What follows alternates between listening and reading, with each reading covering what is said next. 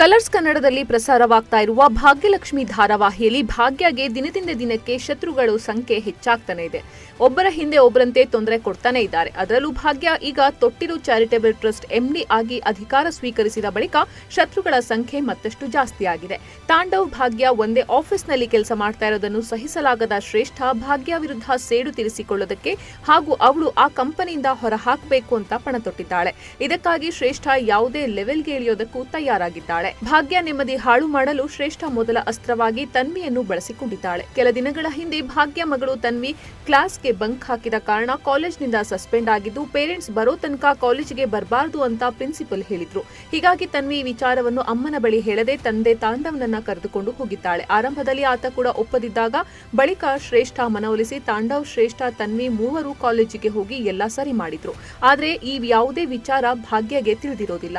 ಸದ್ಯ ಭಾಗ್ಯಳಿಗೆ ಬುದ್ಧಿ ಕಲಿಸಬೇಕು ಅಂತ ಶ್ರೇಷ್ಠ ತನ್ನ ಫ್ರೆಂಡ್ ನ ಸಹಾಯದಿಂದ ಭಾಗ್ಯಗೆ ಕಾಲ್ ಮಾಡಿ, ನಿಮ್ಮ ಮಗಳು ತನ್ವಿ ಕಾಲೇಜ್ನಿಂದ ಸಸ್ಪೆಂಡ್ ಆಗಿರುವ ವಿಷಯ ನಿಮ್ಗೆ ಗೊತ್ತೇ ಇಲ್ವಾ ಅಂತ ಕೇಳಿದ್ದಾನೆ. ಈ ಸುದ್ದಿ ಕೇಳಿ ಭಾಗ್ಯಗೆ ಶಾಕ್ ಆಗಿದೆ.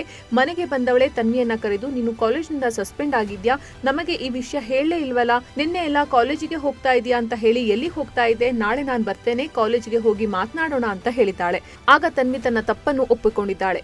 ಜೊತೆಗೆ ಕಾಲೇಜಿಗೆ ಬರೋದು ಬೇಡ, ಮೊನ್ನೆ ಪಪ್ಪ ಬಂದಿದ್ದಾರೆ ಎಂದಿದ್ದಾಳೆ. ಆಗ ಕುಸುಮಾ, ತಾಂಡವ್ ಇದಕ್ಕೆಲ್ಲ ಒಪ್ಪಲ್ಲ, ನೀನು ಸುಳ್ಳು ಹೇಳ್ಬೇಡ ಎಂದಿದ್ದಾರೆ. ಆಗ ತನ್ವಿ ಮೊದಲಿಗೆ ಪಪ್ಪ ಒಪ್ಲಿಲ್ಲ, ಬಳಿಕ ಶ್ರೇಷ್ಠ ಆಂಟಿ ಬಂದು ಪಪ್ಪನ ಕನ್ವಿನ್ಸ್ ಮಾಡಿದ್ರು. ಅವರು ಇರ್ಲಿಲ್ಲ ಅಂದ್ರೆ ನಾನು ಪುನಃ ಕಾಲೇಜ್ಗೆ ಹೋಗೋ ಹಾಗೆ ಆಗ್ತಿರ್ಲಿಲ್ಲ ಎಂದಿದ್ದಾಳೆ.